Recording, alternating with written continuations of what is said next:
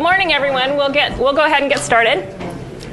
Welcome to Spokane Regional Health District's second annual learning co-op, the Prequel. Yay! Thank you. I see familiar faces. So how many were at last year's co-op? So we have some new faces, which means I should probably introduce myself. I'm Julie Aubry, and I work in the Environmental Public Health Division. I manage the Living Environment and Special Projects programs, and this would be a special project. In Living Environment, that's pools and schools and vector and zoonotic disease. I also am one of the 3 co-chairs this year on Quality Council. And I co-chair. Stacy is one of the other co-chairs. I don't see Jennifer Timoney. She's the 3rd. So Stacy, go ahead and introduce yourself. Hi. So I'm Stacy Wenzel. I manage the data center in my other job, and I am one of the 3 tri-chairs. Tri-chair, sorry. So welcome for second repeat. We were kind of made fun of last year for saying a first annual, and we hedged our bet that yeah, it's going to be repeated. People are going to want to do it. So glad to see you all here. Great. So when you've had a first annual, that means that it's a little bit challenging. You feel like you've set the bar high, and it's a little bit challenging when you're trying to plan the second annual. So you feel like the first challenge is for an appropriate name, right? And so we were kind of batting those around. And one of the things that we thought of was, okay, year 2, back to school. But that didn't really sound maybe too fun, which, as you know from last year, we like to have fun. So then we thought of this. Learning Co-op 2, Rise of the Data. But then we thought, well, maybe that's about the scariest thing I've ever seen. So we thought, okay, data, maybe that's not going to get people here. So we decided we'll just go with the Prequel. That's your real eye, yeah. So we decided to go with the Prequel because at the end, and I'll explain this in a little bit, at the end, our last session, we're kind of looping back in. We're looking at our data and how we're measuring our data, how we've done as our programs, and we'll show you how to loop those in and start a quality improvement or quality planning project, which is what last year's co-op was. So that's the Prequel part. Today's format, if you're not already seating in your teams, and teams would be by program, you'll have the opportunity to do that because we're going to be taking a break shortly. And your responsibility really is to please ask questions. If you don't get your questions answered, then follow up with us if you don't understand. You'll see that there's a little bit of a difference this year. We all have table mics. And to turn your table mic on, you press the button, and then to turn it back off, you press the button. Shouldn't be too hard. The reason that we have the table mics is that last year when we were filming it, although everybody could hear Stacy and me, if there were questions asked in the audience, that was difficult to follow if you were watching this afterward. So if you could please honor that and use the table mics when you have questions, or as Mike said, when you're going to testify. Is that what you said? When you're going to testify. We're also asking actively participate in the workshop time. We have it set up so that the first part is going to be more of a lecture. We will be asking for input, and so it will be interactive. Then at the end, there will be workshop time. Now here's the bonus. Last year, as you know, you had homework. This year's homework is going to actually be during the workshop, which is why one reason it's expanded from 1.5 to 2 hours, so that you won't have to do much in between. So please stay, work in your groups, get everything done, and then you'll be good to go for the next session. And of course, have fun. We're going to have fun, and that's part of our format, so please make sure and have fun as well.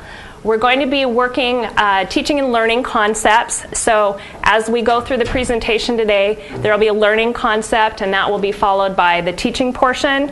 And then we'll use the FIST of 5, which worked last year, and that's going to gauge how well you're understanding. So 5 fingers means great, we got it, move on, 3, and so on. All right, sound good? here's where we're going in these sessions. Today is going to be the overview and really setting the stage. So we're going to give you some context. We're going to give you background information before we really get into the whole meat of what we're talking about of doing performance tracking, so tracking our programs. The bulk of that is going to be in session 2 and also in session 3. And then, as I mentioned, in session 4, we're going to be looping back in, and we're going to be connecting what we've learned in this co-op to how we would go into or bridge into quality improvement or quality planning projects. Stacy and I have some agents now, and our agents have recommended that we have disclaimers. So first of all, we need to give you our disclaimer number 1, what our training is not. We've given you our expectations. We're asking you to make sure that you understand. During the workshop, we'll be roaming around, so you have opportunity to make sure that you're good with all the concepts. So it's not our fault if you don't get it. That's disclaimer. That's disclaimer number 1. Disclaimer number 2. This is not about logic models. So we're not training on how to build or use a logic model. Not that there's anything wrong with logic models. And in fact, if you have a logic model and you're well versed in it and it works for you, that's great. So this is our second disclaimer, not about logic models. Logic models are not evil. All right? So if this is not kind of the training that you are thinking that it is, then make sure and don't feel bad if you're feeling like you didn't sign up for the right class, and at the break, if it's not for you, we won't have our feelings hurt if you don't come back after break. So here's what the training is. The learning co-op format, we're keeping it simple. We're using our D jargon. So if we've got some terms that we think may be unfamiliar to folks, we're going to define them. So this is really program tracking, program measurement 101. If we use swear words, what do you call them? Terms of endearment? Terms of love. Terms of love, like data, the terms that we don't like, but Stacy lives for. Those are the things that'll be down in the no jargon. So we're starting with the basics, hence the trike. And we're going to be using common language. We're going to be using a common sense approach. There are lots of different models out there. We all hear a lot of jargon and a lot of terminology, and a lot of it really is the same. It's the same concept. So we'll be going through that and boiling things down to common ground, common terms, so that we're all on the same page. Sound good? Okay, one last thing. If you were here last year, you remember that we asked you for your hobbies. And then it was all about our hobbies, because as we were going through the co-op and we were giving examples, we were using those hobbies, and so it made sense, and it worked out real well. Well, we didn't want to do the same thing this year, and it's about tracking what we do. It's about our jobs. So this year it's all about our dream jobs. So we asked you all for some dream jobs. Now, some of you said you were living the dream, Torny. Brown nose, right? Brown nose. But others of you were pretty creative, and that was really fun to look at the dream jobs and kind of envision those. And so this is my dream job. I'm going to become a professional beach chair tester, which means that I need to go all over the world with my beach chair. And I think, based on others of you, I think I'm going to be meeting some of you 5-star resort testers. Yeah, we'll all be meeting in the tropics. So as I was imagining my dream job and then looking at other dream jobs, I thought, what would those look like? And I thought, maybe we could help some people live their dream. Steve Main, airline pilot.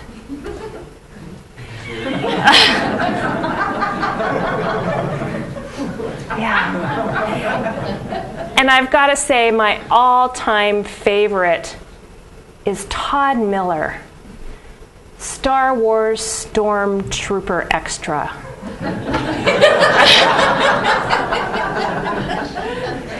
Maybe we can do a poster of that for Todd later. You guys are good sports. All right.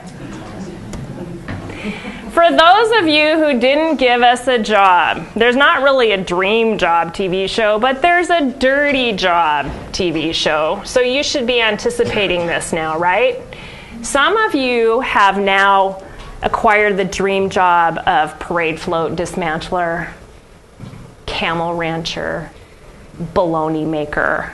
So you will find out when you come to get your name tags. And we'll be using this dirty job theme throughout the Learning Co-op.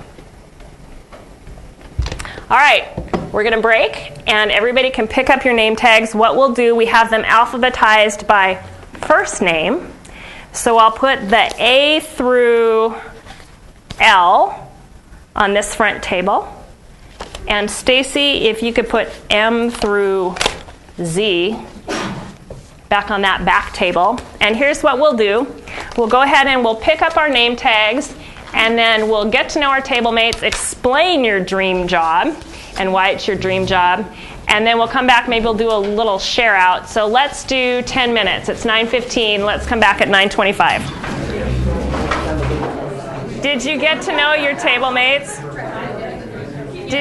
Did you get to know something scary about your table mates or something fun? Let's test our microphones. Let's do a little bit of sharing of some of the really fun creative jobs. Jessica, I know you said that it would be okay to start with you. Okay. Does it work? Okay, I'm Jessica Martin, and I'm a professional basset hound walker. Nice. Who else wants to share? I can select people. Great. Misty Challenger. And 5-star resort reviewer.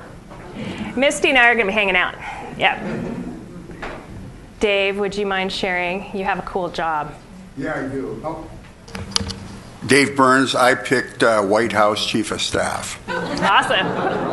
Get to know Dave. That could serve you well. And why? It's because I would know everything that's going on in the entire world. And I told him he'd get blamed for everything that went on in the entire world, too. Awesome.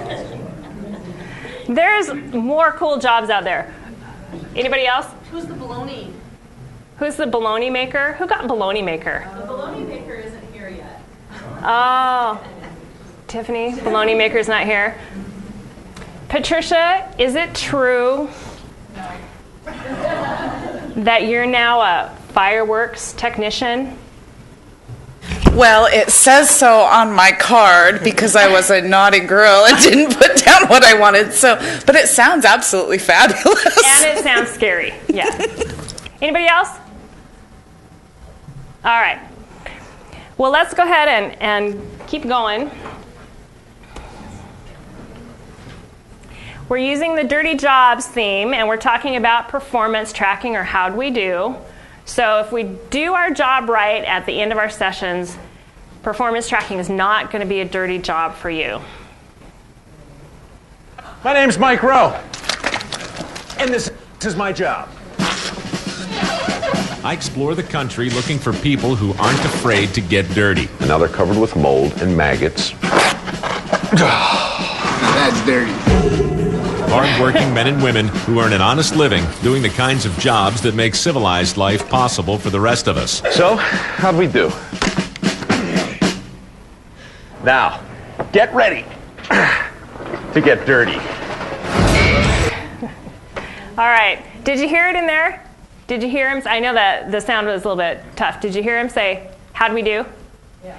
So even Mike Rowe doing a little television show, it's all about how'd we do? How well do we do? So you guys ready to dig in? All right, so session 1, overview and setting the stage. Here's where we're going today. First thing we're going to talk about is public health accreditation. And we're going to show you that that's important. It plays into this. And we are accredited. We'll get to that in a minute. And so as we're measuring our programs, we want to make sure that no matter how we're doing it, that we're meeting the expectations for public health accreditation. Then I'm going to turn it over to Stacy. We'll talk about results, why our results matter. And we'll talk about the different types of accountabilities. Are we accountable or responsible for the whole population, or just for a program, or what are we responsible for? And then finally, we'll introduce you to a 6-step approach for developing the program measurements for your program, and that's going to be the data collection plan. And then we'll go to the workshop portion real quick for today, because we're going to be talking about goal statements for our program, and also we're going to be talking about our customers. All right, our first learning objective. The first learning objective after we're done with this little section is to be able to really explain the real purpose of accreditation.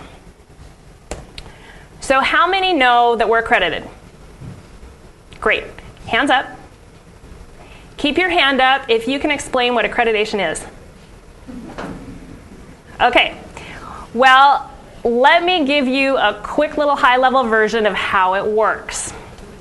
Public Health Accreditation Board, which is FAB, that's the little FAB logo, they have worked nationwide with different health jurisdictions and a big group of folks to adopt a set of national public health standards.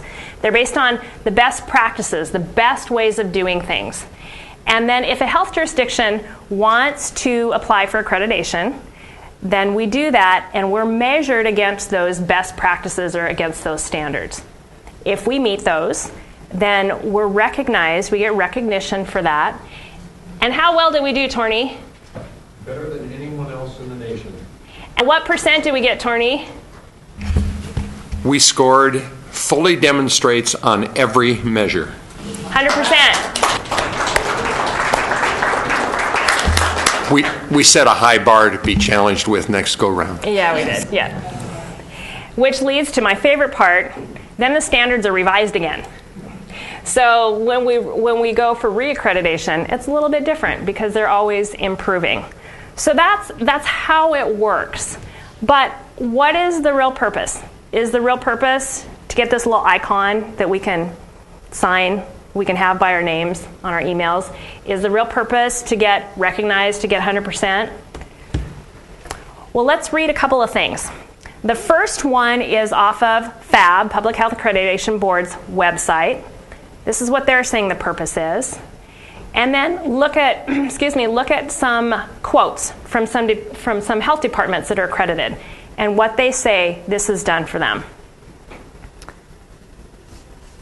I've tried to help by bolding a couple of sections. So the real goal, right, is that this is a way that we can measure and assure that we're accountable to the folks that we serve, that we're providing the best services, using the best practices, and improving the health and safety of our community, right? And so think about it from your program's perspective, and think about it from your own personal perspective. What's your purpose? So within your program, better question, what motivates you to do a good job? What motivates you to do the best job and provide the best service for your clients? Anybody? What motivates you?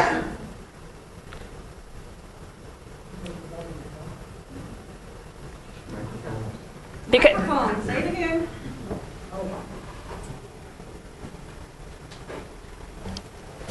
Because you love your job. Because you love your job. Okay, great. Anybody else?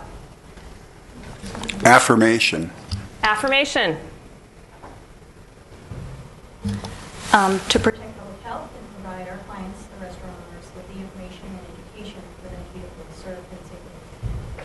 Did everybody get that? Great. Anybody else?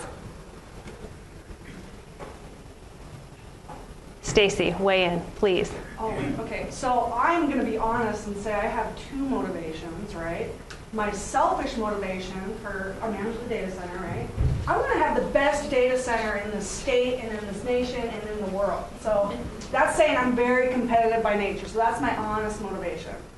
My other motivation, though, is that I really take pleasure in trying to build up others. So really helping others do their job well. I don't get to serve the direct public like some of you get to do. So sometimes it's hard to see how my work contributes to health and well-being of people, but if you guys are able to get something from what I provide and the services of the data center, it really means a lot. Okay, great. So the point is, lots of different motivations, but we're all wanting to do the best job possible. We're all wanting to improve. We're all wanting to contribute to our clients, to our programs, to improving public health and safety, right? So let's drill a little bit deeper. In the standards, the public health accreditation standards, they're divided into, it's called domains, but think of them as sections or chapters. And domain 9 is all about evaluating our program. How well did we do? And it's also about continuously improving. So within domain 9, there are a couple of different parts, again, subparts we're funneling down. And standard 9.1 is the performance management standard. So as we're doing evaluation, we want to make sure that we're meeting the different portions, the different measures, what it's called, within this standard. And what it means is, what are our actual results versus what we had intended or what we had planned? Standard 9.2, we don't need to worry about because we dealt with that last co-op, and that was about quality improvement. And part of that is addressed by Quality Council and by our different quality improvement projects and the different training that we do. So that was last year with 2014. So going a little bit deeper. When you're in the measure, so 9.1.3, and this is part 2. So think of this as the address in there, this little part of the standard. What we have to show is that we've got written goals. Our programs, they have written goals and objectives. And within that, we have to say, well, how often are we going to measure those? Are we going to measure those once a month or on November 15th of every year? We've got to have some time frame in there. And there are different ways to document that. We could do that in narrative or a table or graphic, different ways to do that. So as we're going through the co-op, we're going to be making sure that what we're doing is going to meet this. We're going to be able to show this.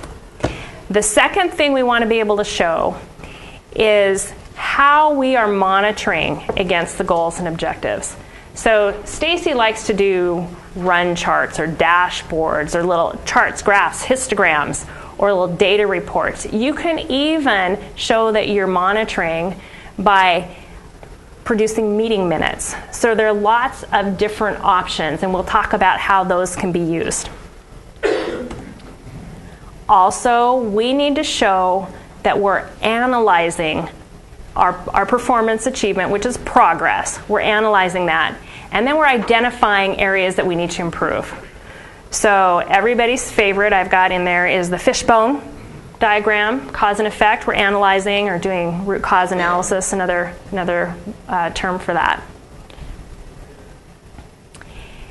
And the last thing we have to show is that we are documenting the results of our analysis and any opportunities we have for improvement for the next steps to take. So that's identifying things that maybe we need to put into a quality improvement or quality planning project. So again, for things that we're putting into a quality improvement project, we already have a tool that's project definition form. We already have storyboards that we've used for that. And if you're still needing additional options, Stacy's sitting right there. Stacy's always an option if you're trying to document and you're not quite sure how you're fitting in with all of these different steps. I think she's calling me a tool. So how do you recover from that? So we addressed quality improvement and quality planning last year in the co-op in 2014. We're going to repeat that next year, 2016, because we were requested to do so, and we have some new folks too. We'll probably be tailoring that toward customers. So again, we'll be looping that in. All right, this is our first check-in. Yes, Patricia. Oh, no, I was checking in. Oh, you were ahead. Okay, thanks. Patricia gave us a 5. How many of you, how are you guys doing on being able to articulate the real purpose of accreditation? Comprehend versus articulate. Yeah, articulate. I can comprehend. All right, great. Ready to move on? Okay. Stacy, I'm turning it over to you. All right. Good job, Julie. All right, so I'm going to take us here on out. If you know anything about me, you know I do like to pick on people in the audience. Eric is excused along with this row because they sat up front, so I won't pick on them. Torny, you know you're fair game. Yes, but I was going to ask if storyboard is a jargon word. I don't know what it is exactly. No.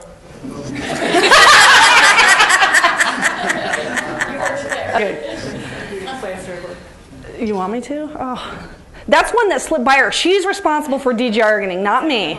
So storyboard, it's just one way to pull together a project results. The purpose, the results, the findings, the conclusions. There's lots of different kinds. We have QI, quality improvement, process improvement storyboards. At the end of this learning co-op, we're going to introduce you to a one-page program storyboard that you can communicate about your program in one page. So it's just a way to pull together a lot of information and use it to communicate progress, results to people who don't want to hear you speak for hours about your program. Sound good? Okay, so I will call on you. Keep awake. I don't want you to make me look bad, okay? All right, so what we're going to do is talk about why single programs cannot possibly be responsible for big population results. So there's two types of results, population results and program results, and we're going to get really clear by articulating some differences. So population result can be considered a condition of well-being for an entire population. Well-being meaning health, maybe it's social health, happiness, quality of life, but it's the big picture conditions in our community. Program results are really well-being, however you define it, quality of life, health, education, whatever, for specific populations that you serve, and those are defined as your customers. So, we're going to start the de-jargoning. What's a population? It's really the total number of persons that can be identified by specific criteria. There's lots of different ways you can define a population. You can define it by geography, which is really common. The population of Spokane County. There's the population of Eastern Washington. Or you could define it by specific social characteristics. Native Americans, Alaska Natives, or blacks, whites, those are some characteristics of different populations. You can also define a population by a smaller geography, neighborhood, say. We participate in a population of a public health workforce across the nation. So there's lots of different ways to define population. What is a program? Planned set of activities designed to accomplish a specific end result or purpose. Everybody gets that, right? We're all here participating on behalf of some program or representing a program. Do you know how Julie defines her success in this learning co-op and her contribution to results? She defines it by saying, oh my gosh, Ray, I was so proud of Stacy, I didn't have to de-jargon one slide. That is true. So I work in the data center, and we have a bunch of very educated people. Has anybody been in meetings with the data center and come out like, you know, I don't know what they're talking about? Anyone? Amy, you were just in a meeting with us. Steve's in the data center, and he doesn't know what we're talking about sometimes. So it's really difficult to de-jargon my own words, let alone sometimes the jargon of multiple perspectives. And so this training threw us a little bit for a loop, because I had in my mind, I'm going to do this one thing, and then we brought our training subcommittee together, and we have a lot of expertise in the data center and in the agency on our training subcommittee. And my task was working with Julie to try to de-jargon everybody's high technical knowledge. It was a pretty difficult task, but I'm doing that here. So last night I was like, oh my God, I didn't define what an activity is. And so I started Googling, what is the definition of activity? And then I was just like, oh my gosh, are you kidding me? Everybody knows what an activity is. So thank you, Captain Obvious. We're going to fly by that one. Okay, end results. There's a lot of different terms for end results. Again, I said it's a population result, potentially, the condition of well-being for a whole neighborhood, a community. We can also call them effects, impacts, the end purpose of your work, outcomes of importance. Who are the logic model lovers in the audience? Torny, Cindy, raise your hand. All right, your goal. Let's not get confused about the terms we use. These are all the same concept. It's really about results. So what is the relationship between program results and population results? And there's a results chain that you can work through. So let's do that here. I was really going to pick on Ray in this example, food restaurants, but I understand he's no longer a foodie. He's gone from protecting us, keeping our food safety, to now he's protecting us from poop, right? Great. Huh? That's an end result. That's an end result. The end result of John's work, right? John's the new foodie, is Ray's job, managing poop. Okay. We inspect restaurants. That's an activity in John's program, correct? All right. That's an activity. Why do we do that? Well, we do that for the result that conditions in restaurants aren't going to create unsafe foods. Why do we do that? So that people are safe when they eat foods in the restaurant. And then ultimately people won't get sick from foods in the restaurant. And the big result is that ultimately there's less foodborne disease in Spokane County. So this is a series of results. The less foodborne disease in Spokane County is the end result. It's the big ticket. It's the Super Bowl, winning the Super Bowl, the end result. And there's lots of other before the end results.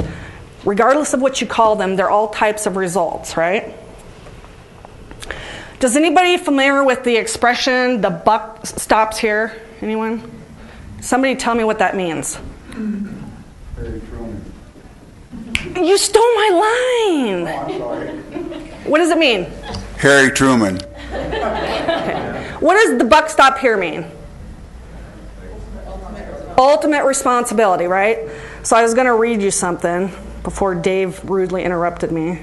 The buck stops here is a phrase that was popularized by U.S. President Harry Truman, who kept a sign with that phrase on his desk in the Oval Office. The phrase refers to the fact that the president has to make the ultimate decisions and accept the ultimate responsibility for those decisions. So ultimate responsibility. I'm articulating that your program results, the buck does not stop with you. It pauses but doesn't stop. And so what I'm trying to communicate here, and we're going to talk a little bit more about this, is that you really need to understand what your program fine print is, your program disclaimer, how you communicate what you do to the public.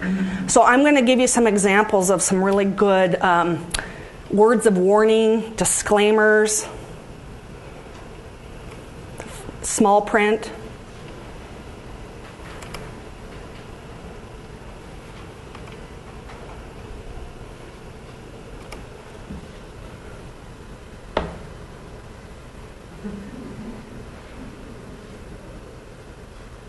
Park it on wrist, softballs.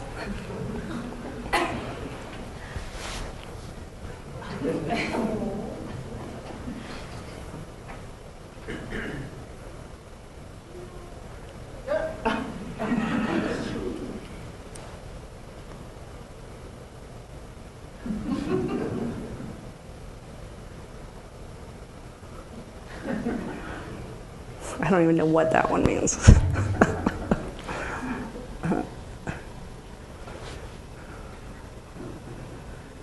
Use the appropriate toilet. That's my favorite.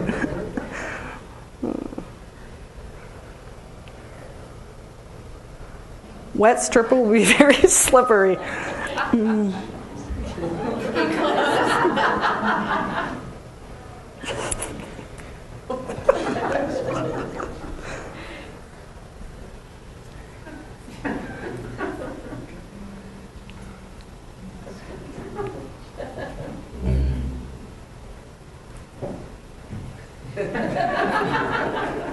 Captain Obvious.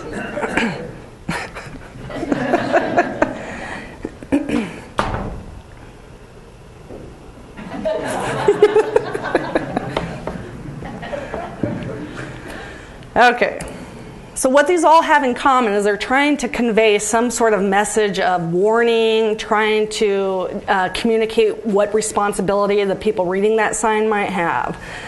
So why is this relevant to our programs? So I'm going to ask you, thinking about this results train of John's work, which of these can him and his staff be most accountable for, and why? Looking at the end result, so less foodborne disease in Spokane County. Should we hold John and his team solely accountable for that result? No. Joel says no. Anybody want to try to say why? There's a lot of variables. He doesn't. Microphone. No microphone. Oh. People behind. There's a lot of variables besides, I mean, he can inspect the restaurant and grade them, judge, shut them down or not shut them down. And that's really all he can do. He can go in and inspect them and say he gives them a passing grade because they pass. Mm-hmm. But then what they do after that, he has no control over. Right. Okay. Were you going to say something, Tiff? No. Okay. So what about all the foodborne disease that's caused by food handling practices in home environments, which is probably more contributes to disease in our community than restaurant food, right? So if I undercook my chicken, whose fault's that? It's not Ray. It's John's. It's John. It's John. So I think we get it. The purpose of being the farther right you go in the results train, the more variables start taking place in the world, and the harder it is to manage those results. So John and his team is certainly in control over inspecting restaurants. How often they do it, how well they do it, how frequently, how much time it takes, how many of them they get to. But the further out it goes, it's getting harder and harder to manage to those results. Oops. Whose fault's that, Julie? John's. I told you were going to get picked on. Okay. Okay, so the program disclaimer is that a program's responsibility is really contribution to that end result. It's not sole accountability. So Cindy Green, she works in physical activity and nutrition.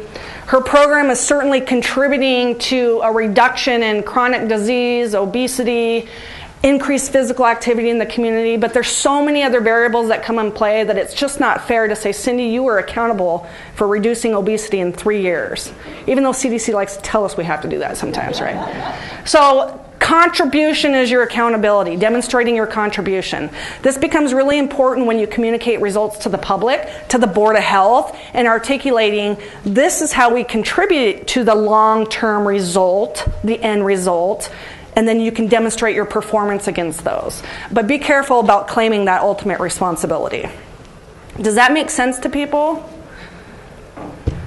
So now we're going to start establishing common ground, the language. Goal equals end result. So from here on out, we're going to be calling these goals. So who benefits from results? Let's talk about that. Who benefits from the end result here? In this example, less foodborne disease. Torny is saying this. The public, everyone, right? Who benefits from the before the end results? People who eat out.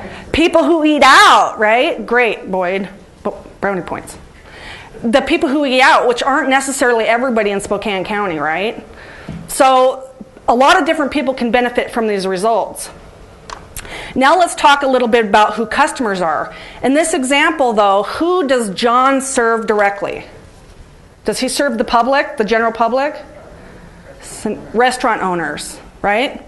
So his direct customer is the restaurant owner. It's not the general public. The general public benefits from it, so they're an indirect customer, but his work directly impacts the lives and the restaurant and the lives and well-being of the restaurant people.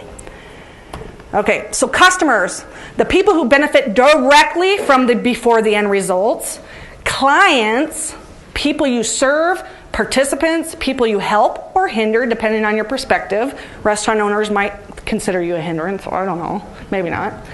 Person that one has to deal with, patrons, consumers, target audiences, all of them are the same thing. We are going to call them customers moving forward. Clients, target audience. So direct customer is the people that experience or participate in your service or activity directly. So can somebody articulate their direct customer? Okay. Birth to 3 population. Okay. So are you dealing directly with a 2-year-old, or is it the mom of the 2-year-old?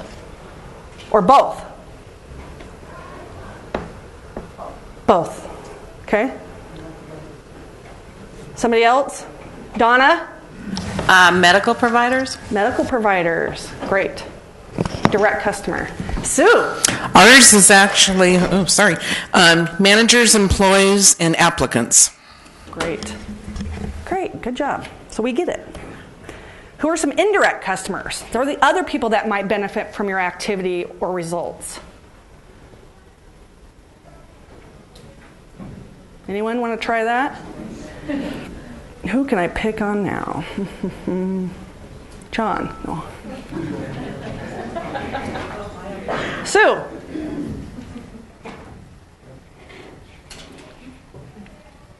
One I can think of for HR is other health jurisdictions because we share data and information with them. Excellent. Nice. Okay. So check in. So after this little bit, how well and how comfortable are people in understanding and or articulating why they don't want your program to be responsible for the big end result?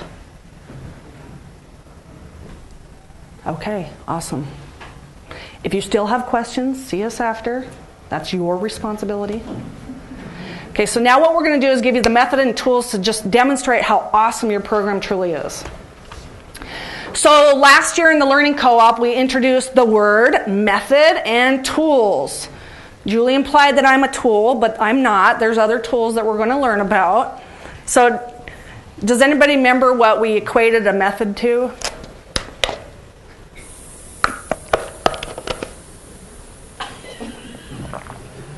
Okay. Method is to recipe, series of steps, instructions, as tool is to like a measuring cup if you're a baker. So the method is just, it's a way for linear people like me, black and white thinkers like to do this and this and this and this and this.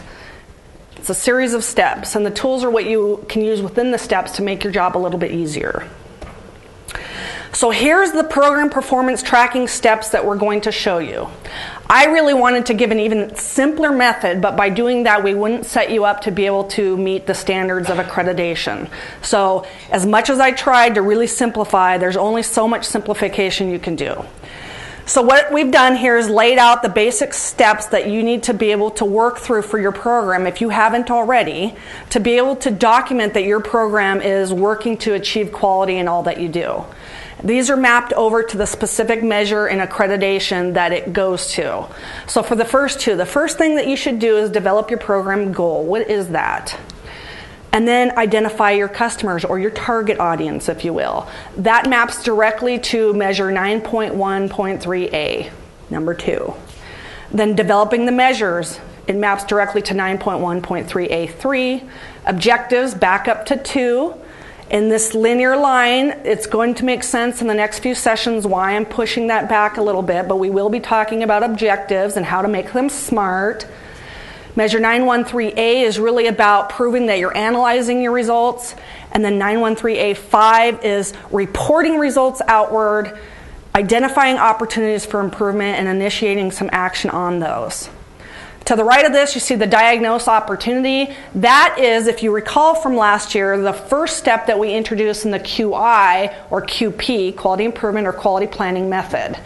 Whatever your opportunity, you're going to analyze the best approach, the best method to use to accomplish your project objectives. So at the last session, we're going to try to connect what we're doing in this learning co-op to what we did last year, and then in preparation for next year's learning co-op, the overlap with QI.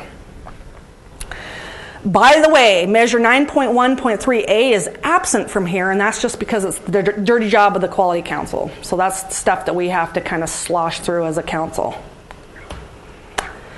So the learning co-op tools that we're going to be reviewing over the course of these next few weeks, each session we're going to have some worksheets. We're going to give you some sample data collection plans. We're going to demonstrate the program storyboard towards the end as a one-page catch-all to demonstrate your program. And then we're going to be reviewing a methods flow chart that can help you identify what approach to do to work on whatever your program findings are to improve them. So the next learning objective is to develop your program's goal statement and identify the direct customer of your program. I realize for some of you this is really elementary. That goes back to the learning co-op disclaimer. We're not here to teach the comprehensive framework. We're not teaching logic models. I'm not saying don't use that. If you're comfortable using logic models, by all means, keep doing it. If you're not, we're trying to give you a more direct path to meeting the accreditation standards than what's been traditionally taught. So try not to get confused because the results really do map, or what we're talking about here does map over. So what we're going to do today is, if you don't have one, and I'd like to see a show of hands, think about the program that you work in and you're responsible for. How many people have in here an articulated, written down goal statement for your program? Okay, so there's a lot of people that didn't raise their hand, which is all right. But by the end of this session, we want to be able to pull any one program in here and say, proudly, this program's working at quality and can meet the accreditation standards at any moment. So it's okay if you're not there yet. Okay, so today's session is going to be the first 2 steps of this method, okay? So goal statements are just general statements that express your program's aspiration, your vision, that long-term, that end result. They reflect a health, or sometimes it's a social condition or problem, and it's often stated without time limits. There's no perfect fit. It shouldn't be so broad that it's completely unmeasurable, but it shouldn't be so specific either. It's kind of a declaration of what your program's intention is going to be. So we'll review some examples. We have administrative folks in here, and I think admin folks, something that they've had historically a hard time with is seeing how their activities and what they contribute to the agency contributes to long-term population health results. And I'm saying don't even go there because it doesn't feel relevant to you. So your population, Sue, that you're working on is the public health workforce, right? And maybe it's ensuring a competent public health workforce. That's an end result, one that you're not solely accountable for, though, right? Because I have a responsibility as a manager in who I hire, too, right? Ensure a financially viable organization, Torney, right? Is that an end result for you? Okay. Improve engagement of Board of Health and public health policy development. That could be an end result of, say, Linda Graham's work in policy world. Health program, low rates of communicable disease in Spokane County. All Spokane County people have healthy weights. So there's a number of ways to articulate a goal statement. Something we can do? You feel confident in being able to do that? Okay. So that's where we're going to break and say get to work. You have a worksheet in your packet, and we want everybody to write down and work on developing a goal statement for a program, identifying that big end result of the program, what your program contributes to. In order to identify your customers, you might have to jot down the activities you do, but ultimately we want you to identify the direct customer or customers you have for your program. So I'm going to pause and say, is there any questions at this time? This first session's meant to be pretty simple. Let's do on how confident everybody is to get to this part. Okay. This part? This part. Going into the workshop, where's everybody sitting? So where's everybody sitting right now being able to do this homework? Okay. If you're not, just call us over and we can come and talk to you. Yeah, I'll come see you. Okay, but this is pretty much it. So I'm going to pull this back up, but just wrap up that the next session, we're doing this 2 weeks out. Your homework should be done today. Bring it back because we're going to be building off that goal statement and the customer work. Next agenda, we'll be actually working on your measurements to track program performance. Okay, so workshop time. Unless you want to say any final things. So the whole thing. Huh? The whole thing you want. The whole thing. So this is the worksheet we're talking about. Program name, goal, important activities. By important, I don't want you to list everything you do. We've done that in the past and we know it doesn't work. Articulate what's important to your program. Who are your direct customers? You might have more than one. And then identify your indirect customers. Let's get some example goal statements. Can we get some example goal statements? Torney! Sure. From a very high level, the goal would be for the administrator role, and the goal is to ensure competent and adequate agency operational functionality for program success and Board of Health support. Great. Who else wants to go? Another goal statement? There's no right or wrong. We're really trying to communicate here that write it where it makes sense to you, right? Natalie. All right, so increase healthy foods and beverages in food banks. Boom. Bada boom. Sue. Okay, I stole from Stacey, but ensure the competent public health workforce. You want me to list some of the 3 activities I put under that? So one is recruit and retain a talented workforce, provide continuous learning opportunities, and then create a culture that promotes creative ideas, risk-taking, trust, and enthusiasm. Todd. So one of the goals I was working to develop would be on improving the security for the agency, technology security for the agency, and that led to activities like improving endpoint protection, and then also improving the security at the boundary level between us and the outside world. So those are 2 activities, I think, right? Can you say that without jargon? But no jargon. Okay. I'm not the only one that jargons it up around here. Do you want to talk customers for a second? Yeah, so Todd, who's your customers? Your direct customers. Well, I put down all staff for the agency as a direct customer. Yeah, probably pretty much everyone's putting in IT tickets. Yeah, and there's other goals like improving or keeping technology, stable technology, which leads to rapid return as an activity, rapid return on issues that crop up. So I'm starting to see the breaking down into smaller end results. Yeah. Okay. Okay, so you guys are all geniuses. It's done. I'd say if you're done with the homework, then just make sure you bring your folder back next time because we want to keep building on that. And if you're not done, go ahead and keep working and we can stay to ask some more questions. Bring your name tag too. Bring your name tags and expect that you'll be getting an email. You'll be getting an email survey, and so we ask that you go ahead and complete the survey.